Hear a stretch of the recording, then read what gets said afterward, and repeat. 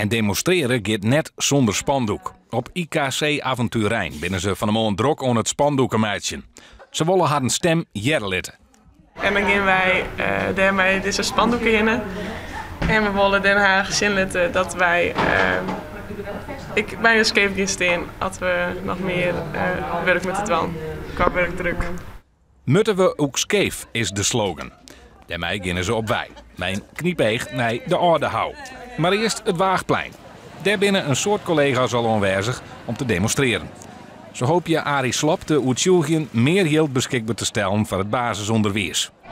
Nou, er is een hele protte naast het klassenwerk is er een protte administratie. En er wordt van u een hele protte verwachten, hè? Dat je individueel onderwijs jouwen, maar dat je een klasse van 31 gaat, dan is dat best wel ingewikkeld. Het gaat net om het salaris, het gaat om een werkdruk die net reëel is in overeenkomst met de salariering.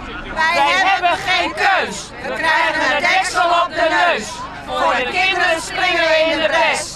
En geven daarom vandaag geen les. Toch lijkt het net zo druk. Er binnen das volle meer squal. Het valt een beetje in. Het valt weer wat oud, ja. Ja. Het valt wat oud. Dat vind ik wel heel jammer, maar toch, misschien al een statement maakt. Ja. Het doel, ja, dat de HWU-twijfels ik wel een liedspietje hoor, maar neerdwaan dat is ik net goed. De pijn is niet duidelijk blijkbaar, want we moeten hier weer staan. Bij de meesten zit het jip. Ze zullen dan echt net samen opjaan. Het is een start, denk ik. Hè? En we moeten denk ik volhouden, totdat de politiek echt terug heeft. Het is serieus. En dat alles om recht toe Rijn te blijven.